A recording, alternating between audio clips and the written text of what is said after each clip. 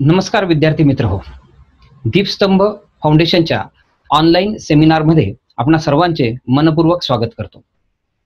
ग्रामीण भागातील आदिवासी विद्यार्थी, शहरी भागातील विद्यार्थी या सर्वांसाठीच गुणवत्तापूर्ण मार्गदर्शन करण्याकरता व त्यांच्या करिअरला योग्य दिशा देण्याकरता आमची संपूर्ण दीपस्तंभची टीम कार्यरत आहे. आज आपण या ऑनलाईन सेमिनारमध्ये भूगोल या विषयावर चर्चा करणार आहोत. महाराष्ट्र लोकसेवा आयोगाद्वारे ज्या विविध परीक्षा घेतल्या जातात त्या सर्वच परीक्षांकरता भूगोलाचं महत्त्व जे आहे हे अनन्यसाधारण आहे आणि त्याच भूगोलाची आपण तयारी कशा पद्धतीने करायची आहे की जेणेकरून या भूगोलाच्या माध्यमातून आपण आपल्या उद्दिष्टापर्यंत पोहोचू शकतो. त्यासाठी मित्रांनो, आज आपण भूगोलाला 3 दृष्टिकोनातून बघणार आहोत.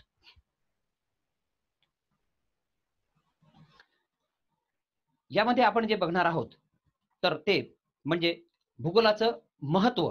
एकूण या संपूर्ण स्पर्धा परीक्षांमध्ये भूगोलाचं जे महत्त्व आहे ते आपण बघणार आहोत. आपण जर विचार केला तर आपण भूगोलाला आज अभ्यासत नाहीये.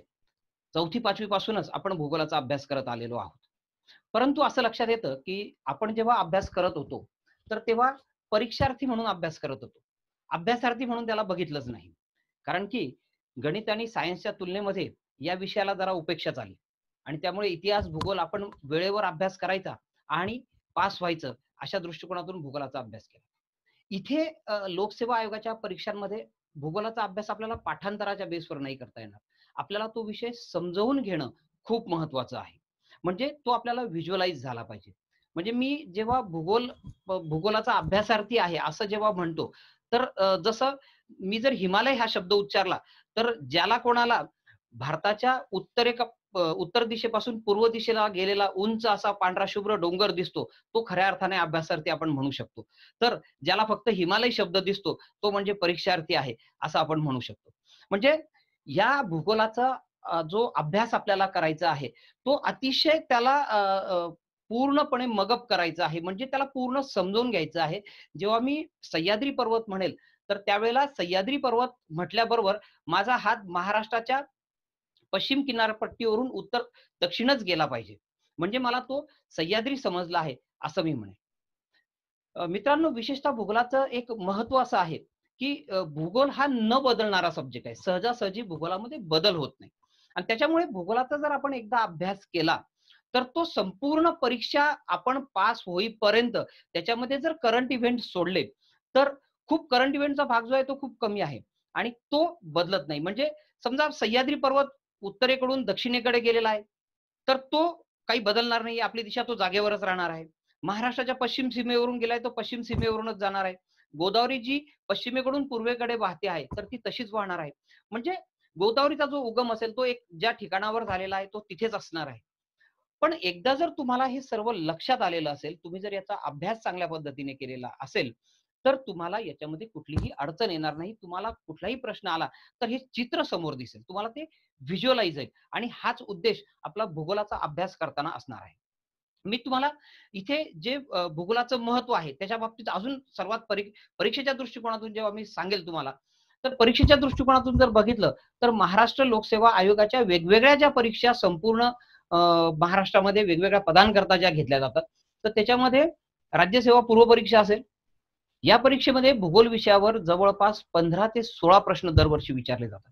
त्याच्यामध्ये जग आहे, प्राकृतिक आहे, भारताचा भूगोल आहे, महाराष्ट्राचा भूगोल आहे. अशा वेगवेगळ्या भागांवर भूगोलाचे जे आपण बघणार आहोत ते या भूगोलाचे जे वेगवेगळे घटक आहेत यांच्यावर प्रश्न विचारले जातात.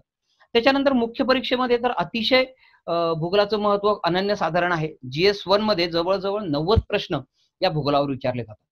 40 ते 45 प्रश्न हे फक्त महाराष्ट्राच्या भूगोलावर विचारले जातात आणि 40 ते 50 प्रश्न हे प्राकृतिक भूगोल आणि कृषी भूगोल या घटकांवर असतात. त्याच्या पुढचे जर आपण बघितलं तर PSI असेल, STI असेल, ASO ची पूर्व परीक्षा असेल, या परीक्षेत देखील 14 ते 15 प्रश्न भूगोल या घटकावर विचारले गेलेले आहेत किंवा दरवर्षी विचारले जात आहेत. त्यामध्ये महाराष्ट्रावर काही प्रश्न असतात, 7 ते 8 प्रश्न, भारतावर 4-5 प्रश्न असतात. जगाच्या भूगोलावर 3 ते 4 प्रश्न विचारले जातात. STI, PSI आणि ASO ची मुख्य जी परीक्षा आहे त्याच्यामध्ये 5 ते 10 प्रश्न या घटकावर विचारले जातात. परंतु या वर्षापासून अजून भूगोल या विषयाचा अभ्यासक्रम वाढवलेला आहे आणि त्यामुळे या प्रश्नांची संख्या जी आहे तर ती अजून वाढणार आहे आणि त्यामुळे आपल्याला भूगोलाचा जर एकदा आपण चांगला अभ्यास केला तर आपल्याला निश्चित याचा फायदा जो आहे हे आपल्या उद्दिष्टापर्यंत पोहोचण्यासाठी होणार आहे. त्याच्यानंतर आपण जर परीक्षांचा विचार केला तर याच्यामध्ये महाराष्ट्र दुय्यम सेवा गट क संयुक्त पूर्व परीक्षा असेल, त्याच्यामध्ये 14-15 प्रश्न विचारले जातात. कृषी सेवा परीक्षा आहेत, त्याच्यानंतर AMVI आहे. या संपूर्ण परीक्षा ज्या आहेत महाराष्ट्राच्या, ज्या पण परीक्षा घेतल्या जातात वेगवेगळ्या पदांकरता, या सर्वच परीक्षांकरता भूगोल हा जो विषय आहे हा खूप महत्वाचा आहे आणि कुठल्याही परीक्षेमध्ये भूगोलावर प्रश्न विचारलेच जाणार आहेत आणि त्याच्यामुळे तुम्हाला भूगोलाचा अभ्यास करणं अत्यंत गरजेचं आहे.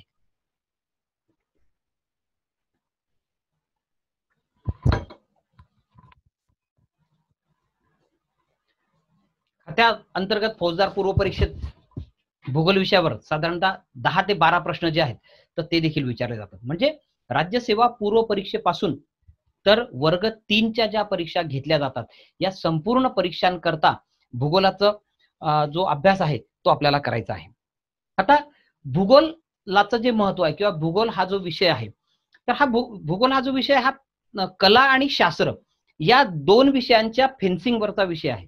मित्रांनो बघा, तुम्ही जर कला शाखेला गेलात तर त्याला कला शाखेच्या माध्यमातून पण अभ्यासता येतं आणि सायन्सला गेलात तरी पण जिओग्राफी हा विषय घेता येतो.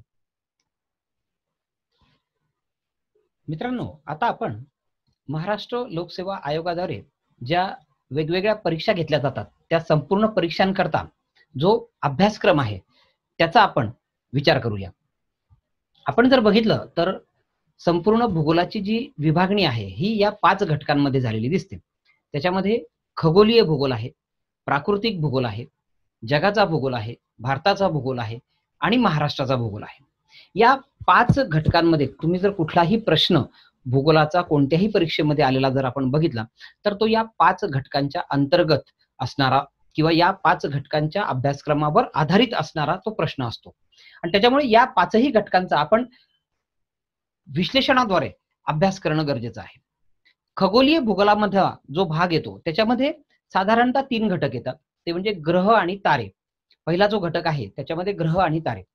यामध्ये आपल्याला जो अभ्यास करायचा असतो त्यामध्ये सूर्य, त्याची जी सर्व त्याच्या भोवती फिरणारे जे ग्रह आहेत 8 ग्रह त्यांचा अभ्यास आहे, ती सूर्यमाला, एकूणच सूर्यमालेचा अभ्यास आणि त्या ग्रहांची प्रत्येकाची वैशिष्ट्य, कोणता ग्रह लाल दिसतो आहे, कोणत्या ग्रहाला जास्त उपग्रह आहेत, कोणता ग्रह मोठा आहे, कोणता ग्रह जवळ आहे, ग्रॅव्हिटीच्या दृष्टिकोनातून काय आहे, ह्याचा संपूर्ण अभ्यास जो आहे हा ग्रह आणि ताऱ्यांमध्ये येतो. चंद्र असेल, आपला उपग्रह असेल, या चंद्राचे पृथ्वीवर काय काय परिणाम होतात, म्हणजे जसं चंद्रग्रहण असेल, सूर्यग्रहण असेल, याचा देखील अभ्यास आपल्याला या ग्रह आणि ताऱ्यांमध्ये करायचा असतो. त्याच्यानंतर दुसरा जो भाग आहे तो म्हणजे पृथ्वी.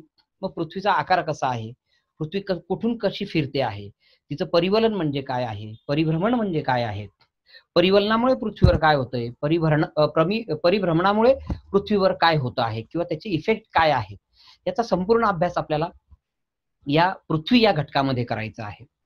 त्याच्यानंतर अक्षांश आहे, रेखांश आहे, जे काल्पनिक रेषा पृथ्वीवर आपण काढलेल्या आहेत आणि त्या काल्पनिक रेषांच्या आधारावर या पृथ्वीवरचं वेगवेगळ्या ठिकाणचं हवामान कसं असेल, तिथली वेळ काय असेल, याचा संपूर्ण अभ्यास हा अक्षांश आणि रेखांशाच्या आधारावर केला जातो. विशेषतः आपल्या परीक्षेच्या दृष्टिकोनातून रेखांशावर किंवा रेखावृत्तांवर आधारित गणित आपल्याला विचारले जातात. एखाद्या ठिकाणची वेळ आपल्याला दिलेली असते, म्हणजे ग्रीनविचला समजा दुपारचे 12 वाजलेले आहेत तर भारतामध्ये 82.5 पूर्ववर किती वाजलेले असतील, तर आपण पटकन सांगतो की दुपारचे 5:30, संध्याकाळचे 5:30 वाजलेले असतील, कारण की आपली वेळ आणि ग्रीनविच वेळ यांच्यामध्ये 5.5 तासाचं अंतर आहे. म्हणजे साधारणतः खगोलीय भूगोलामध्ये आपल्याला ग्रह, तारे, पृथ्वी, अक्षांश आणि रेखांश या सर्वांचा अभ्यास करायचा असतो. त्याच्यानंतरचा जो भाग येतो किंवा त्याच्यावरचे आपण पहिले प्रश्नांचं स्वरूप जे विचारलं जातंय तर ते आपण एकदा बघूया. म्हणजे खाली दिलेल्या, आता आपण एक प्रश्न हा मागच्या परीक्षेला विचारलेला आहे, खाली दिलेल्या अक्षांश आणि दिवसाचा कालावधी यांच्यात जोड्या लावा. बघा, साधारणतः आपण वेळेचं गणित करताना रेखावृत्तांचा विचार करतो, परंतु हा दिलेला प्रश्न हा अक्षांशाच्या आधारावर विचारलेला आहे. म्हणजे 0 अक्षांशावर किती तासांचा दिवसाचा कालावधी असतो हे त्याच्यामध्ये विचारलेलं आहे. 0 अक्षांश म्हणजे विषुववृत्त, विषुववृत्तावर नेहमी 12 तासाचा दिवस आणि 12 तासाची रात्र असते. म्हणजे इथे य बरोबर 4 हे उत्तर येणार आहे. तसंच आपण जर 66.5 अक्षवृत्ताच्या वरती गेलो म्हणजे ध्रुवाकडे गेलो तर तिथे आपल्याला माहितीये की उत्तर ध्रुवाच्या जवळ किंवा उत्तर ध्रुवावर 6 महिन्याचा दिवस आणि 6 महिन्याची रात्र असते. म्हणजे साधारणतः तिथे दिवसाचा कालावधी हा 24 तासाचा असतो. त्याच्यामुळे व बरोबर 2 येतं, म्हणजेच आपलं पर्याय क्रमांक 3चं उत्तर इथे बरोबर येणार आहे. म्हणजे याच्यावरून आपल्याला प्रत्येक अक्षांशावर किती तासाचा दिवस असतो याच्यावर प्रश्न विचारलेला आहे. विशेषतः आपण जर बघितलं भूगोलाच्या प्रश्नांच्या बाबतीमध्ये महाराष्ट्र लोकसेवा आयोगाच्या परीक्षांमध्ये तर डायरेक्ट प्रश्न जे याच्यापूर्वी यायचे म्हणजे भारताची राजधानी कोणती आहे किंवा खालीलपैकी गोदावरी नदीचा उगम कुठे होतो, गंगा नदीचा उगम कुठे होतो, गंगा नदी बंगालच्या उपसागराला कोणत्या ठिकाणी जाऊन मिळते, हे दॅट इज डायरेक्ट क्वेश्चन. हे डायरेक्ट प्रश्न जे आहेत तर यांचं प्रमाण अलीकडच्या काळामध्ये कमी होऊन गेलेलं आहे. एका प्रश्नामध्ये तुम्हाला जास्तीत जास्त प्रश्नांची उत्तरं कशी देता येतील किंवा एमपीएससी ला तुमच्याकडून घेता येतील याचा प्रयत्न एमपीएससीचा असतो. दुसरं तुम्हाला तो विषय किती आकलन झालेला आहे, त्या विषयाचं किती आकलन तुम्हाला झालेलं आहे हे पण एमपीएससी तपासत असते आणि त्याच्यामुळे डायरेक्ट प्रश्न तुम्हाला विचारले जाणार नाही, तुम्हाला इनडायरेक्ट प्रश्न असतील. आता याच प्रश्नामध्ये आपल्याला 4 प्रश्नांची तयारी झाली करून घेतलेली दिसून येते आणि त्यामुळे आपला अभ्यास जो आहे हा चौफेर असणं खूप गरजेचं झालेलं आहे. त्याच्यानंतर आपण भूगोलाचा पुढचा भाग बघूया, त्याच्यामध्ये प्राकृतिक भूगोल आहे. प्राकृतिक भूगोलामध्ये साधारणतः शिलावरण, जलावरण आणि वातावरण हे दिसायला जरी 3 घटक दिसत असले तरी शिलावरणामध्ये जर विचार केला आपण तर पृथ्वीच्या अंतरंगापासून म्हणजे पृथ्वीचे ज्या आतमध्ये ज्या लेयर्स आहेत त्या प्रत्येक लेयरचा अभ्यास, त्याच्यानंतर मग खडक असतील, खनिज असतील, त्याच्यानंतर मग भूकंप असेल, ज्वालामुखी असेल, याच्यावरचे प्रश्न, त्याच्यावर परत करंट इव्हेंट मध्ये अलीकडच्या काळामध्ये कुठे ज्वालामुखीचा विस्फोट झालेला आहे का, कुठे भूकंप झालेला आहे का, याच्यावर देखील प्रश्न विचारले जात असतात. त्याच्यानंतर जलावरण आहे. जलावरणामध्ये मग पृथ्वीचा किती भाग पाण्याने व्यापलेला आहे इथपासून तर मग सागर तळाची रचना आहे. पृथ्वीवर असणारे महासागर, कोणकोणते महासागर पृथ्वीवर आहे, मग पॅसिफिक असेल, अटलांटिक असेल, ह्या संपूर्ण महासागर.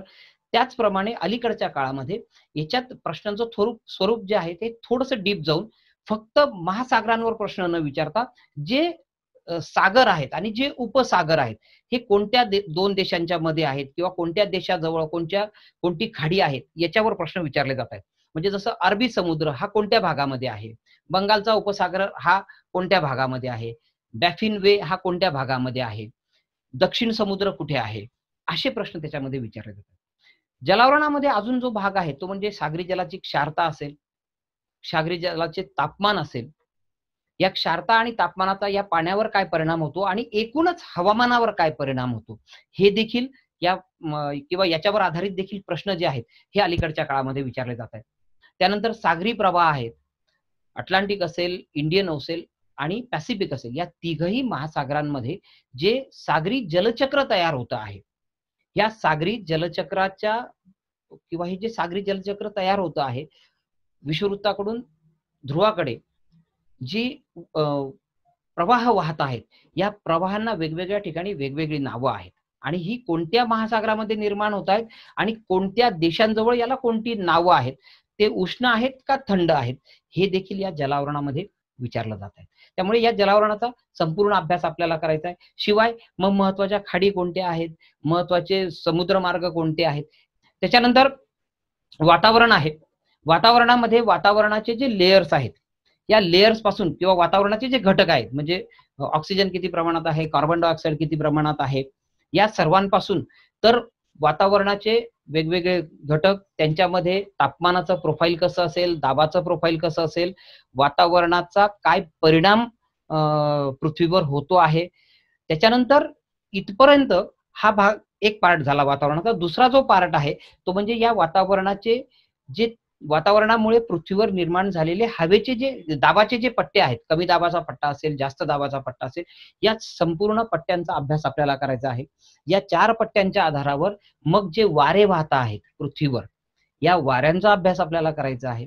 हे वारे जे आहेत, मग या वाऱ्यांना कुठे स्थानिक नावं पण दिलेली आहेत. मग त्याच्यामध्ये चिनूक असेल किंवा ब्लिझार्ड असेल किंवा आपल्याकडचा लू असेल, ही वारे कुठून कुठे वाहत आहेत, थंड आहेत का गरम आहेत, यांचे काय परिणाम होत आहेत, कोणत्या देशामध्ये ही वाहत आहेत, याचा देखील अभ्यास अप्लाइड जिओग्राफीमध्ये आपल्याला करता येतो आणि त्याच्यावर देखील प्रश्न ही विचारले गेलेले आहेत. हा जो प्राकृतिक रचनेचा जो भाग आहे तो अतिशय महत्वाचा आहे मित्रांनो. प्राकृतिक रचना जोपर्यंत तुम्हाला समजत नाही तोपर्यंत भारताचा, जगाचा आणि महाराष्ट्राचा भूगोल समजणं कठीण आहे. आपण सहज म्हणतो की महाराष्ट्राची जी किनारपट्टी आहे ही प्रस्तरभंगापासून तयार झालेली आहे.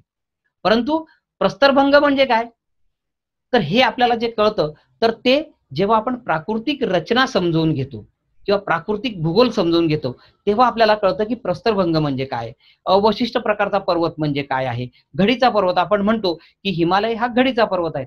आता हिमालय हा घडीचा पर्वत आहे, याचं एक छोटस तुम्हाला मी उदाहरण सांगतो की घडीचा पर्वत म्हणजे काय.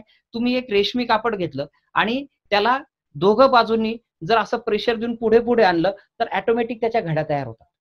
त्याच पद्धतीने हा घडीचा पर्वत तयार झालेला आहे, तो हिमालय पर्वत आहे. म्हणजे आपल्याला ज्या संकल्पना आहेत विशेषतः त्या संकल्पना जर आपण समजावून घेतल्या तर आपल्याला भूगोलाचा जो अभ्यास आहे तो करणं सोपं जातं. आणि त्याच्यामुळे प्राकृतिक भूगोलाचा जो भाग आपण बघतोय तो अतिशय महत्वाचा आहे आणि तो समजणं खूप गरजेचं आहे. त्याच्यानंतर आपण जर बघितलं तर पुढचा जो भाग येतो तो किंवा आपण प्रश्न याच्यावरचे जे प्राकृतिक भूगोलावर आतापर्यंत काय प्रश्न विचारले गेलेले आहेत ते पण बघूया. आता बघा, द्वीपगिरी म्हणजे काय, राज्यसेवा मुख्य परीक्षा 2015ला विचारलेला आहे. आता जो प्राकृतिक भूगोलाचा भाग आहे त्याच्यामध्ये जे लँडफॉर्म्स तयार होतात त्या लँडफॉर्म्स मध्ये तिसऱ्या प्रकारचं जे लँडफॉर्म आहे, म्हणजे प्रथम जे आहेत ही खंड वगैरे जी आहेत ही अस्तित्वात आलेली आहेत, ते झाले प्रथम प्रकारामध्ये. दुसरं जे आहेत ही पठारं, मैदानं, पर्वत जी आहेत ही दुसऱ्या प्रकारची झाली. आणि तिसऱ्या प्रकारची जी आहे ती म्हणजे ही भूरूप, जी क्षरण, वहन आणि निक्षेपण ही जी 3 कार्य आहेत कोणाची, तर नदी, हिमनदी, हवा, भूजल या सर्वांपासून किंवा वारा या सर्वांच्या खनन, क्षरण, ज्याला आपण क्षरण म्हणतो, वहन आणि निक्षेपण या कार्यामुळे तयार झालेली आहे.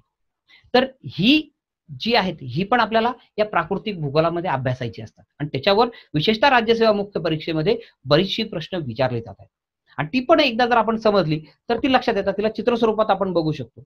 आता द्वीपगिरी ही एक फिगर आहे की ही वाळवंटी प्रदेशामध्ये तयार होते. त्याचं उत्तर आहे वाळवंटी प्रदेशात वाऱ्याच्या खनन म्हणजे क्षरण कार्यामुळे तयार झालेलं हे भूरूप आहे.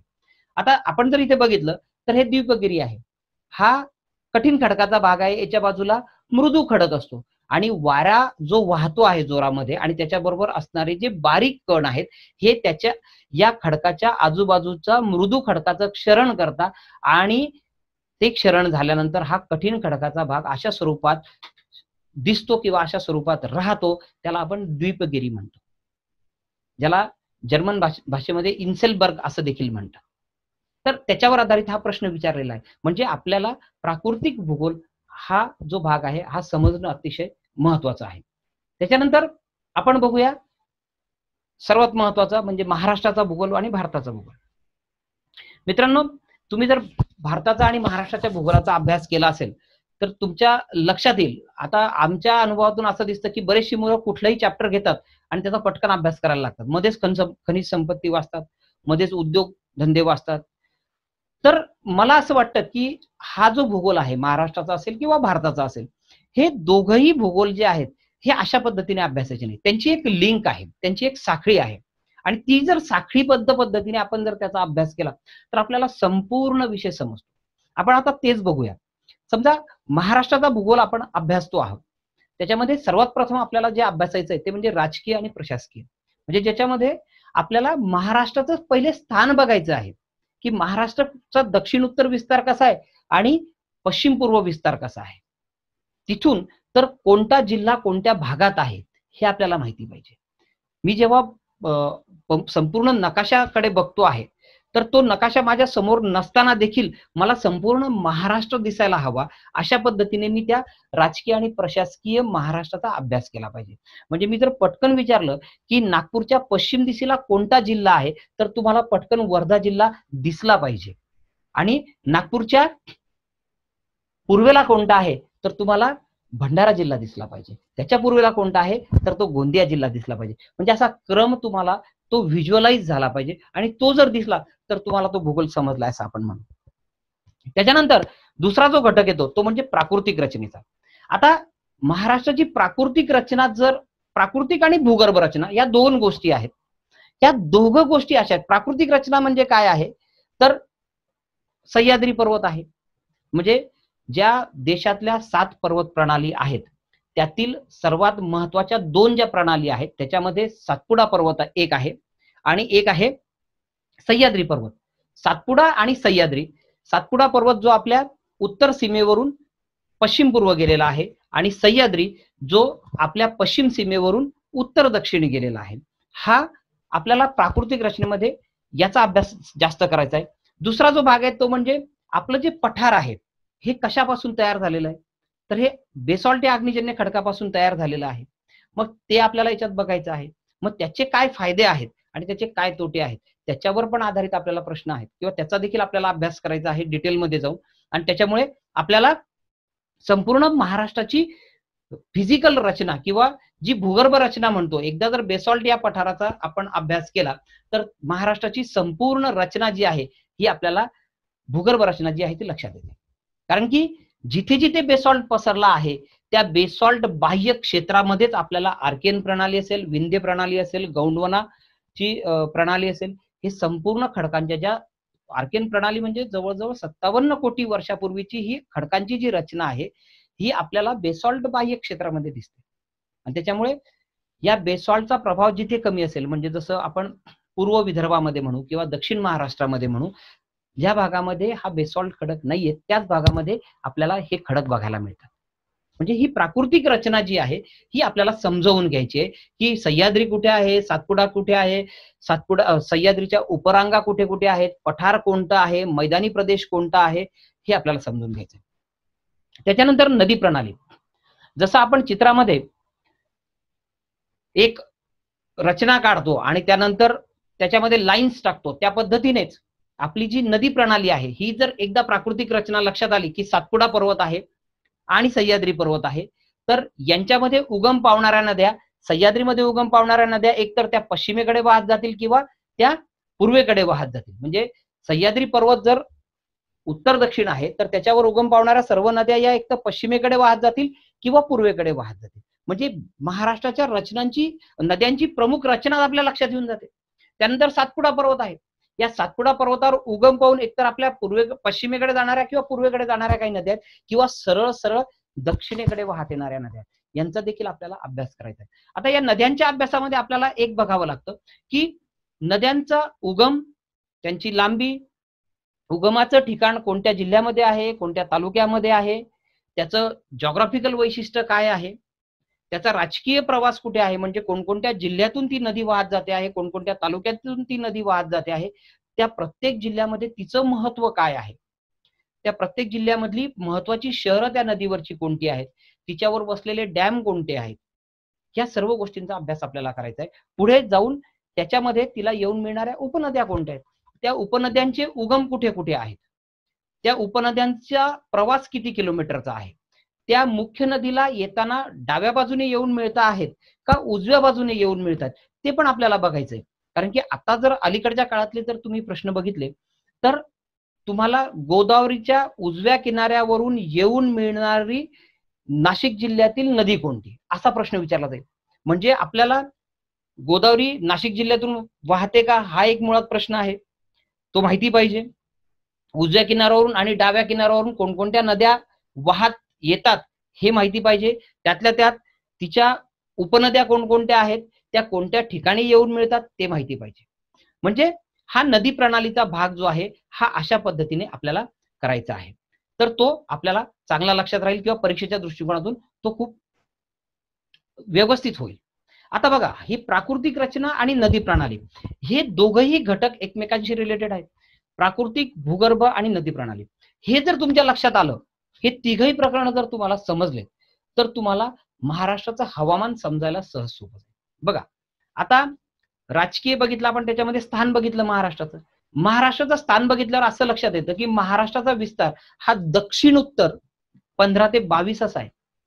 म्हणजेच जर आपण जगाच्या भूगोलाचा अभ्यास केला असेल, खगोलीय भूगोलाचा अभ्यास केला असेल, तर पृथ्वीमध्ये आपण अभ्यासलेला आहे की 0 ते 23.5 अक्षांश हे उष्णकटिबंध आहे.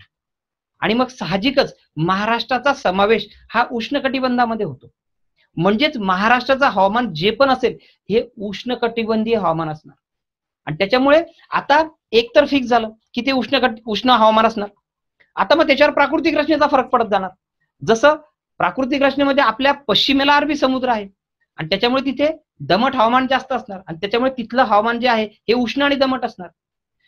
थोडं पूर्वेकडे आलो, सह्याद्री उंच आहे, उंचावर गेलं तापमान कमी होतं, म्हणजे सह्याद्रीवरचं हवामान थंड असणार पण आर्द्र असणार. म्हणजे उंचीवरचा कुठलाही भाग असेल तर त्याच्यावरचं हवामान आर्द्र असणार. पुढे पठारावर आले तर जसं जसं पठारावरून तुम्ही पश्चिमेकडून पूर्वेकडे जाणार तसं तसं हवामान उष्ण आणि कोरडं होत जाणार. म्हणजे आता हवामान हा जो भाग आहे हा आपल्याला दोन गोष्टींच्या आधारावर बघता येतो. एक म्हणजे महाराष्ट्राचं स्थान आणि दुसरं म्हणजे आपली प्राकृतिक रचना. आपल्या पश्चिम किनारपट्टीवरचं हवामान सम आहे, तर पूर्वकडचं जे हवामान आहे ते विषम आहे. विषम म्हणजे काय, तर उन्हाळे अधिक उष्ण तर हिवाळे अधिक थंड. सम म्हणजे काय, तर उन्हाळी जास्त उष्ण नाहीत आणि हिवाळी जास्त थंड नाहीत. म्हणजे आपल्याला हवामान समजण्यासाठी प्राकृतिक रचना हा भाग समजणं खूप गरजेचं आहे. नदीच्या खोऱ्यांमधलं हवामान वेगळं असतं. नदीपासून जसं जसं तुम्ही दूर जाणार पुन्हा हवामान बदलत जाणार. त्यामुळे नदी प्रणाली पण समजणं गरजेचं आहे. म्हणजे हा इंटर रिलेटेड भाग आहे. आता हवामानामधला पुढचा घटक असतो पाऊस. पाऊस कुठे जास्त पडेल आणि कमी पडेल. किनारपट्टीवरचा भाग आहे तिथे जास्त पाऊस पडणार. सह्याद्री आहे, सह्याद्री येणारे वारे अडवून घेणार आणि प्रतिरोध प्रकारचा तिथे पाऊस पडणार. याच्यावर बऱ्याच वेळा एमपीएससीने प्रश्न विचारला आहे की सह्याद्री मध्ये जो पाऊस पडतो हा कुठल्या प्रकारचा पडतो.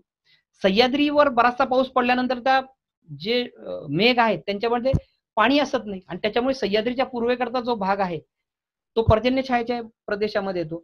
हळूहळूचे जे ढग आहेत हे पुढे जातात आणि हळूहळू त्यांच्यामधलं पाणीची कॅपॅसिटी वाढत जाते आणि पावसाचं प्रमाण वाढत जातं.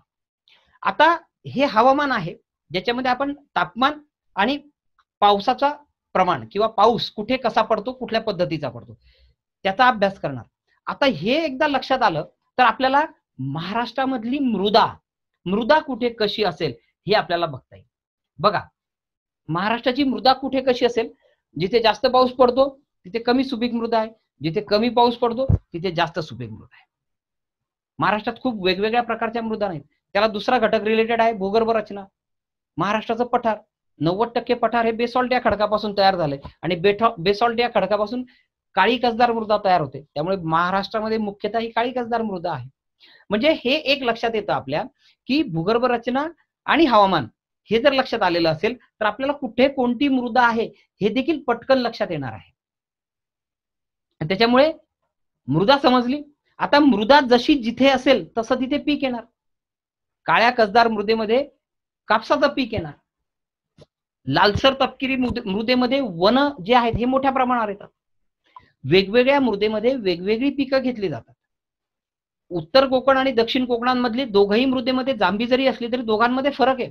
त्यामुळे तुम्हाला आंबा दक्षिण कोकणात घेतलेला दिसेल तर उत्तर कोकणामध्ये तुम्हाला काजूचं पीक मोठ्या प्रमाणावर घेतलेलं दिसेल किंवा चिकूचं जे पीक आहे ते मोठ्या प्रमाणावर घेतलेलं दिसतं. म्हणजे मृदावर अवलंबून असणारा घटक हा कृषी आहे. एकदा मृदा लक्षात आली तर कृषी लक्षात येतं. कृषीच्या अनुषंगाने जलसिंचन आहे. जिथे जिथे पावसाचं प्रमाण कमी आहे आणि सुपीक मृदा आहे त्या ठिकाणी रब्बी हंगामात देखील आपल्याला पिकं ही काढावी लागतात आणि त्यासाठी पाण्याची उपलब्धता करून द्यावी लागते. त्यासाठी आपण जलसिंचनाच्या सोयी उपलब्ध करून दिलेल्या आहेत. मग वेगवेगळ्या नद्यांवर आपण वेगवेगळी बंधारे असतील, वेगवेगळे प्रकल्प असतील ते तयार केलेले आहेत.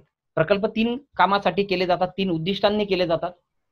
ज्याच्यामध्ये एक असतं पूर नियंत्रण. पण महाराष्ट्रामधल्या नद्यांना खूप पूर येत नाही. त्यामुळे पूर नियंत्रण हा महाराष्ट्रामधल्या नद्यांच्या वर प्रकल्प बांधण्याचं उद्दिष्ट कधीच राहिलेलं नाही. त्याच्यानंतर दुसरं असतं म्हणजे जलसिंचन आणि तिसरं असतं म्हणजे वीज निर्मिती. तर आपल्याकडचे जे बहुतांशी प्रकल्प आहेत हे एक तर जलसिंचन किंवा वीज निर्मिती यांच्यासाठी या उद्दिष्टाअंतर्गत तयार केले गेलेले आहे. त्याच्यानंतर वनांचा भाग असतो. वन जी आहेत ही पुन्हा मृदेवर अवलंबून असतात आणि हवामानावर अवलंबून असतात. लालसर तपकिरी मृदेमध्ये सागाचं पीक मोठ्या प्रमाणावर येतं. जिथे पावसाचं प्रमाण जास्त आहे त्या भागामध्ये तुम्ही बघा सह्याद्री, सातपुडा हा जो भाग आहे या भागामध्ये उंचावरचा भाग आहे, पावसाचं प्रमाण जास्त आहे, तिथे सर्वात जास्त वन आहेत. आणि पूर्व विदर्भाचा भाग आहे तिथे वनांचं प्रमाण जास्त आहे, तिथेही 150 ते 200 सेंटीमीटर पर्यंत पाऊस पडतो आहे आणि त्याच्यामुळे तिथे देखील वनांचं प्रमाण जे आहे ते वाढलेलं आहे. म्हणजे मृदा, हवामान, प्राकृतिक रचना याच्यावर पुन्हा वन अवलंबून आहे. म्हणजे या गोष्टी समजणं हा बेसिक भाग आहे. नदी प्रणालीपर्यंतचा भाग हा बेसिक आहे. त्याच्यानंतरची जी चॅप्टर्स आहेत ही तुम्हाला हळूहळू ते जर क्लिअर असेल तर ती समजायला लागतील, ती सोपी जातील समजायला. त्याच्यानंतरचा जो भाग आहे तर त्यामध्ये जर आपण बघितलं तर तो खनिज संपत्ती आहे. खनिज संपत्ती डायरेक्ट रिलेट होते भूगर्भ रचनेशी आणि प्राकृतिक रचनेशी. आपल्याकडचं जेवढंही खनिज आहे किंवा खनिज क्षेत्रे आहेत ही सर्व बेसॉल्ट बाह्य क्षेत्रामध्ये, कारण की बेसॉल्ट हा अग्निजन्य खडक आहे आणि या अग्निजन्य खडकामध्ये कुठलंही खनिज नाही आणि त्याच्यामुळे जी पण खनिज आहेत ही एक तर तुम्हाला पूर्व विदर्भात सापडतील किंवा दक्षिण महाराष्ट्रामध्ये सापडतील. त्याच्यामुळे आपल्याला खनिज संपत्ती समजण्यासाठी पूर्व भूगर्भ रचना आणि प्राकृतिक रचना लक्षात आली पाहिजे. आता अजून तुमच्या एक गोष्ट अशी लक्षात येईल की कृषी असेल आणि खनिज संपत्ती असतील, वन असतील, या तीन गोष्टींवर अवलंबून असणारा घटक असतो उद्योग. जिथे जे पीक घेतलं जातं त्या पिकांवर प्रक्रिया करणारे उद्योग मोठ्या प्रमाणावर असतात. जसं आपण पूर्व विदर्भात बघितलं तर लाकूड कटाईचे कारखाने जास्त आहेत कारण की वनांचं प्रमाण जास्त आहे. खनिज संपत्तीवर आधारित उद्योग मोठ्या प्रमाणावर आहेत कारण की खनिज संपत्ती त्या भागामध्ये मोठ्या प्रमाणात आढळते. कृषीवरचं पण आपण बघितलं तर साखर कारखाने हे पश्चिम महाराष्ट्रात केंद्रीभूत झालेले आहेत कारण की पश्चिम महाराष्ट्रामध्ये ऊसाचं पीक जे आहे हे मोठ्या प्रमाणावर घेतलं जातं. कॉटन मिल्स जे आहेत त्या उत्तर महाराष्ट्रामध्ये जास्त आहेत. म्हणजे जसं कृषी असेल, वन संपत्ती असेल, खनिज संपत्ती असेल त्याच्यावर उद्योग असतात. त्याच्यानंतर दळणवळण आहे. उद्योग हा फोफावण्यासाठी, हा उद्योगाचा विस्तार होण्यासाठी दळणवळणाची साधनं खूप महत्वाची असतात कारण की ही जी दळणवळणाची साधनं असतात हीच उद्योगांच्या विस्ताराला कारणीभूत असतात. आपण म्हणतो नाशिक, पुणे, मुंबई हा त्रिकोण आहे, पण हा त्रिकोण कशामुळे तयार झालेला आहे तर ह्या दळणवळणाच्या साधनांमुळे तयार झालेला आहे. आता जिथे उद्योग मोठ्या प्रमाणावर आहेत आणि ज्या शहरांना कनेक्टिव्हिटी जास्त आहेत हे जर लक्षात आलं आपल्याला तर लोकसंख्या आणि स्थलांतर हे भाग लक्षात येतात. बघा तुम्ही जर महाराष्ट्राच्या लोकसंख्येचा अभ्यास केला तर तुमच्या असं लक्षात येईल की महाराष्ट्राची लोकसंख्या ही सर्वात जास्त ज्या शहरांमध्ये आहे त्या शहरांमध्ये उद्योगांची संख्या जास्त आहे.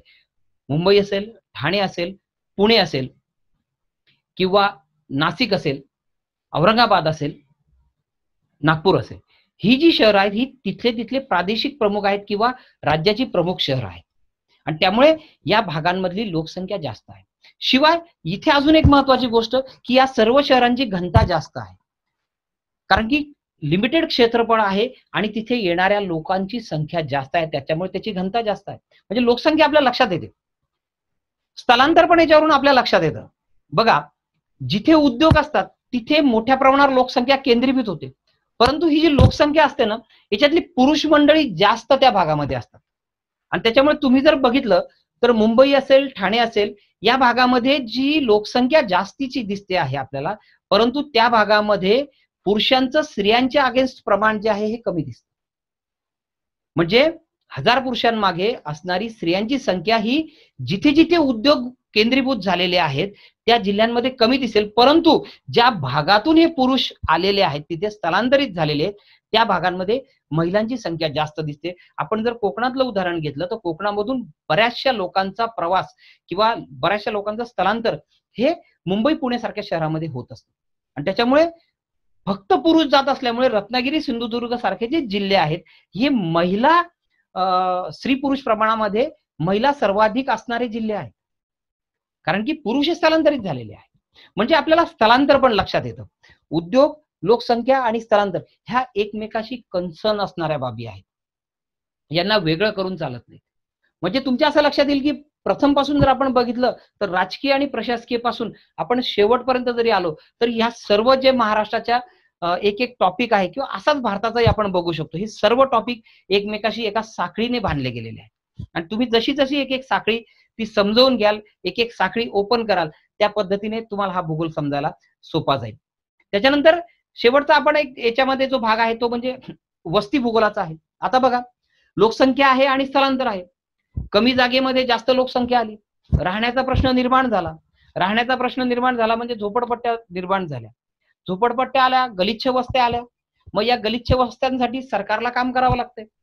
मग सरकार वेगवेगळ्या योजना राबवतोय आणि मग ते सरकार ज्या वेगळ्या योजना राबवतोय त्याचा अभ्यास आपल्याला करायचा आहे. या गलिच्छ वस्त्यांच्या समस्या काय काय आहेत याचा आपल्याला अभ्यास करायचा आहे. आणि या गलिच्छ वस्त्या किंवा ह्या ज्या जे शहरं आहेत यांच्या स्वच्छतेसाठी सरकार कोणकोणत्या योजना राबवतोय. सरकार मग दोन स्तरावर काम करतं. एक तर हे होऊ नये याच्यासाठी काम करतं किंवा हे जी नगरपालिका असेल, जी महापालिका असेल किंवा जी स्थानिक स्वराज्य संस्था असेल यामध्ये चांगलं काम करेल त्याला पारितोषिक स्वरूपात देत असते. मग त्या पण योजनांचा आपल्याला अभ्यास करायचा आहे. हे आपल्याला वस्ती भूगोलामध्ये करायचं आहे. त्याच्यानंतर आदिवासी जमाती आहे. आता आदिवासी जमातीचा पण अभ्यास आपल्याला थोडंसं वन आणि प्राकृतिक रचना या दोन घटक समजलेले असले तर आदिवासी जमाती समजतात. बघा, सह्याद्री आणि सातपुडा आणि पूर्व विदर्भ या तीन भागांमध्ये आदिवासी जमाती केंद्रीभूत झालेल्या आहेत. या तिघ भागांमध्ये वनांचं प्रमाण जास्त आहे. सातपुड्यामध्ये जर तुम्ही बघितलं तर मेळघाटला तुम्हाला कोरकू जमात आढळेल. प्रत्येक जमातीचं एक ठिकाण ठरलेलं आहे. तुम्ही जर सह्याद्रीमध्ये गेलात तर वारली जमात जी आहे ती मोठ्या प्रमाणावर आढळेल. तुम्ही जर पूर्व विदर्भामध्ये गेलात तर चंद्रपूर गडचिरोलीचा जो भाग आहे तिथे माडिया गौंड ह्या जमाती आहेत.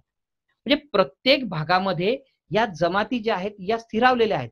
मग यांचा तुम्हाला भौगोलिक दृष्ट्या अभ्यास करावा लागतो. मग सह्याद्रीमधल्या जमाती कुठल्या आहेत त्या वेगळ्या आहेत, सातपुड्यामधल्या कुठल्या जमाती त्या वेगळ्या आहेत आणि पूर्व विदर्भातल्या जमाती आहेत त्या वेगळ्या आहेत. तुम्हाला मध्य महाराष्ट्रामध्ये आदिवासी जमातींचं केंद्रीकरण झालेलं दिसणार नाहीत, कारण की या भागामध्ये वनांचंही प्रमाण नाहीये किंवा वनही नाहीयेत आणि मोठे डोंगर किंवा पर्वतही नाहीयेत आणि त्याच्यामुळे या आदिवासी तुम्हाला मध्य महाराष्ट्रामध्ये दिसणार नाही. त्यामुळे औरंगाबाद विभागामध्ये तुम्हाला आदिवासींचं प्रमाण कमी दिसेल नांदेड सोडलं तर. असा हा संपूर्ण महाराष्ट्राचा आणि भारताचा भूगोल, याच धर्तीवर आपण भारताच्या भूगोलाचाही अभ्यास करू शकतो, हाच क्रम ठेवू शकतो. याच क्रमाने जर आपण गेलो तर मला वाटतं की तुम्हाला महाराष्ट्राचा आणि भारताचा भूगोल जो आहे हा अतिशय सोपा जाईल आणि तुम्हाला कुठलाच प्रश्न असा असणार नाही की ज्याचं उत्तर तुम्हाला येत नाही. कुठेच पाठांतर करायचं नाहीये, फक्त समजावून घ्यायचं आहे. त्याच्यानंतर आपण पुढे याच्यावरचे जे प्रश्न विचारले गेलेले आहेत, मी तुम्हाला म्हटलं की डायरेक्ट प्रश्न फार कमी विचारले जात आहेत, इनडायरेक्ट प्रश्न आहेत. जसं आता अलीकडच्या परीक्षेमध्ये हा एक प्रश्न विचारलेला आहे, महाराष्ट्रातील घाटांचा दक्षिणेकडून उत्तरेकडे क्रम लावा. एक घाट म्हणजे काय माहिती पाहिजे, कोणकोणते घाट आहेत हे माहिती पाहिजे आणि ते दक्षिणेकडे कोणतं आहे आणि उत्तरेकडे कोणतं आहे हे आपल्याला माहिती पाहिजे. मग त्याच्यामध्ये आता इथे खाली 4 घाट दिसत आहेत. फोंडा घाट असेल, आंबा घाट असेल, कुंभारली असेल आणि बोर घाट असेल. मग हे कोणकोणते घाट आहेत, कोणकोणत्या शहरांना जोडतात. आपला जर राजकीय भूगोल परफेक्ट असेल तर आपल्याला लक्षात येईल की खाली कोणता जिल्हा आहे, कोल्हापूर आहे, सिंधुदुर्ग आहे, त्याच्यानंतर काय आहे, रत्नागिरी कोल्हापूर आहे, त्याच्यानंतर काय आहे, रायगड आहे, त्याच्यानंतर काय आहे, मुंबई आहे, ठाणे आहे, मुंबई आहे. म्हणजे आपल्याला जर हा क्रम लक्षात आला तर कोणत्या जिल्ह्यात कोणता घाट आहे हे जरी लक्षात असेल किंवा हे जर व्हिज्युअलाइज होत असेल तर तुमच्या लक्षात येईल. बघा, आता या कोल्हापूरवरून सिंधुदुर्गला जाण्यासाठी हा जो फोंडा घाट आहे म्हणजे सावंतवाडीला जाण्यासाठी हा फोंडा घाट आहे. त्याच्यानंतर याच कोल्हापूरवरून रत्नागिरीला जाण्यासाठी आंबा घाट आहे. कराडवरून चिपळूणला जाण्यासाठी कुंभारली घाट आहे आणि मुंबईवरून पुण्याला जाण्यासाठी बोर घाट आहे. म्हणजे फोंडा घाट, आंबा घाट, कुंभारली घाट आणि बोर घाट हा दक्षिणेकडून उत्तरेकडचा अतिशय बरोबर क्रम आहे. म्हणजे मित्रांनो, तुमच्या असं लक्षात येईल की महाराष्ट्र लोकसेवा आयोगाने तुमचा याच्यामध्ये 4 घाटांचा अभ्यास करून घेतलेला आहे आणि त्याच्यासाठी आपल्याला चौफेर वाचन असणं आणि विषय समजलेला असणं खूप गरजेचं आहे. मी पुन्हा एकदा सांगतो. त्याच्यानंतर हा बघा या प्रश्नाचं स्वरूप, याच्यात तुम्हाला जे दिलेलं आहे की खालील नकाशात दर्शवलेले नदीचे खोरे ओळखा, हा एक साधारणतः त्रिकोणी भाग दिसतोय. मग असं नदीचं खोरं कोणतं आहे हे तर व्हिज्युअलाइजच झालं पाहिजे. हे तुम्ही पाठच करू शकत नाही. हे तुम्हाला डोळ्यांना दिसलंच पाहिजे की कोणती नदी आहे.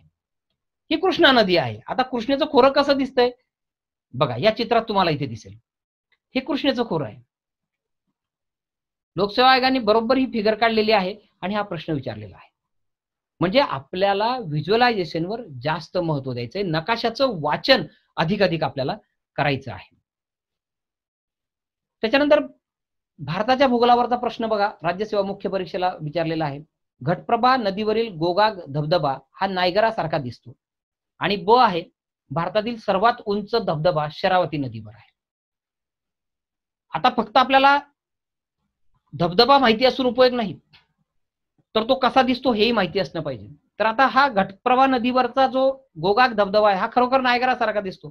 त्याच्यामुळे विधान अ जे आहे हे बरोबरच आहे. आणि भारतातला सर्वात उंच धबधबा हा शरावती नदीवरच आहे. त्याच्यामुळे ही दोघही विधानं जी आहेत ही बरोबर आहे. म्हणजे आपल्याला तुमच्या असं लक्षात येईल की मॅक्सिमम वाचन किंवा मॅक्सिमम भाग समजलेला असणं पुन्हा गरजेचं आहे. त्याच्यानंतर आपण शेवटचा भाग आपल्या भूगोलाचा बघूया. त्याच्यामध्ये जगाच्या भूगोलाचा आपल्याला अभ्यास करायचा असतो. त्यामध्ये 3 घटकांवर जरी आपण केंद्रीभूत झालो तरी आपल्याला भरपूर असं प्रश्नांची उत्तर किंवा भरपूर भूगोल असा समजतो, ज्याच्यामध्ये आपण खंडनिहाय अभ्यास करतो. खंडनिहाय म्हणजे काय, तर प्रत्येक खंडाचा राजकीय, प्राकृतिक, आर्थिक, मानवी असा संपूर्ण अभ्यास करायचा.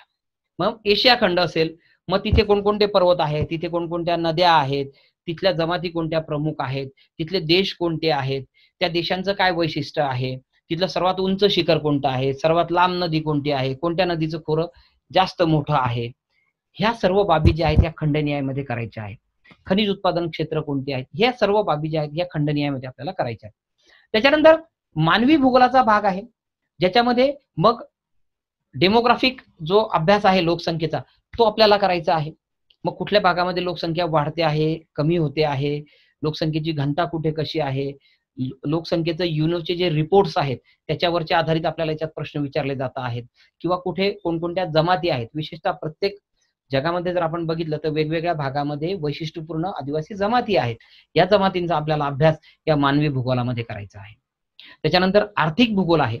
तर आर्थिक भूगोलामध्ये मग मृदा असेल, कृषी असेल, खनिज संपत्ती असेल, तिथली उत्पादनाची जी साधनं आहेत ही संपूर्ण या साधनांचा आर्थिक दृष्टिकोनातून विचार करायचा आहे. दळणवळणाची जी साधनं आहेत त्याचा विचार करायचा आहे आणि त्याचा अभ्यास करायचा आहे. मग खनिज संपत्तीची क्षेत्र कोणकोणती आहेत, मोठी मोठी खनिज उत्पादनात कोणते देश आघाडीवर आहेत, कोणत्या देशामध्ये कोणतं खनिज आढळतं आहे, कृषी उत्पादनामध्ये आघाडीवर असणारे देश कोणते आहेत, कोणता देश कोणत्या पिकासाठी प्रसिद्ध आहे किंवा तो ओळखला जातो आहे, तांदूळ उत्पादक देश कोणता आहे, गहू उत्पादक देश कोणता आहे, शेतीचे प्रकार कोणकोणते आहेत, झूम कल्टिवेशन काय आहे किंवा स्थलांतरित शेती ज्याला आपण म्हणतो ती काय आहे, बैठी शेती काय आहे, सीमांत ज्याला आपण म्हणतो तो प्रकार काय आहे. तर या सर्व गोष्टी ज्या आहेत या आर्थिक भूगोलामध्ये करायच्या आहेत. म्हणजे हे तिघही घटक दिसायला छोटे दिसतात, कमी दिसतात, परंतु याचा अभ्यास थोडासा विस्तृत आहे. याच्यावर देखील जे प्रश्न विचारले गेलेले आहेत तर त्याच्यामध्ये आता टिटिकाका हे जगातील सर्वोच्च सरोवर या देशामध्ये वसलेले आहे. हा डायरेक्ट प्रश्न आहे, परंतु याच्यासाठी तुम्हाला खंडनिहाय अभ्यास झालेला पाहिजे. म्हणजे सरोवर कुठे कुठे आहेत, कोणकोणती सरोवर आहेत, ती कोणत्या खंडामध्ये आहेत, कोणत्या देशामध्ये आहेत, कोणत्या देशांच्या बॉर्डरवर आहेत, हे आपल्याला माहिती असायला हवं. जसं टिटिकाका हे जगातलं सर्वोच्च सरोवर जे आहे हे पेरू आणि बोल्व्हिया या दोघही देशांच्या सीमेवर आहे. आणि त्याच्यामुळे याचं उत्तर जे आहे हे पर्याय क्रमांक 1 आहे, पेरू आणि बोल्व्हिया. तर अशा पद्धतीने हे आपण जर प्रश्नांचं स्वरूप बघितलं जगाच्या भूगोलावरचं तर हे असे प्रश्न विचारले जातात. म्हणजे मित्रांनो तुमच्या एकंदरीत असं लक्षात येईल की प्राकृतिक, खगोलीय, जगाचा, भारताचा आणि महाराष्ट्राचा हा संपूर्ण भूगोल जर आपण टप्प्याटप्प्याने तुकडे करून व्यवस्थितरित्या एका क्रमबद्ध, एका सूत्रबद्ध पद्धतीने जर आपण अभ्यासला तर निश्चित याचा फायदा आपल्याला होतो. आणि हा विषयाचा असा आहे की याच्यात खूप बदल होत नाहीये. आणि त्याच्यामुळे एकदा जर तुम्हाला समजला तर कुठल्याही परीक्षेला विचारला गेलेला कुठलाही प्रश्न तुम्ही ड्रॉप करू शकत नाही. पुन्हा इथे एक थोडीशी सर्वात महत्वाची गोष्ट अशी सांगतो की इथे अभ्यास करताना बरेचसे विद्यार्थी असे विचारतात की मी हा भाग सोडून दिला तर चालेल का? तर तसं नाही चालत. महाराष्ट्र लोकसेवा आयोगाने तुम्हाला एक अभ्यासक्रम दिलेला आहे, पण कुठल्या अभ्यासक्रमाला किती वेटेज आहे हे डिफाईन केलेलं नाहीये. त्याच्यामुळे बरेचशी मुलं असं म्हणतात की हा भाग मला जड जातो, मी हा करत नाही. आणि नेमका त्याच्यावरच जर 2-3 प्रश्न विचारले तर आपलं संपूर्ण वर्ष वाया जाण्याची शक्यता असते. त्याच्यामुळे प्रत्येक भूगोलातल्या प्रत्येक घटकाचा तुम्ही विचारपूर्वक, मनपूर्वक, छान पद्धतीने अभ्यास करा. समोर नकाशे ठेवा. फिजिकली अभ्यासा. जास्तीत जास्त तुम्ही वाचल्यानंतर, नकाशाचं वाचन केल्यानंतर तो तुम्हाला व्हिज्युअलाइज होतोय का ते बघा. भूगोलाचा अभ्यास म्हणजे मित्रांनो काय असतो, तर तुम्हाला दिलेली माहिती नकाशात भरता येणं आणि नकाशात असलेली माहिती तुम्हाला तयार करून लिहिता येणं म्हणजे तुम्हाला भूगोल समजला असं आपण म्हणतो. आणि त्याच्यामुळे भूगोल हा विषय तसा खूप सोपा आहे.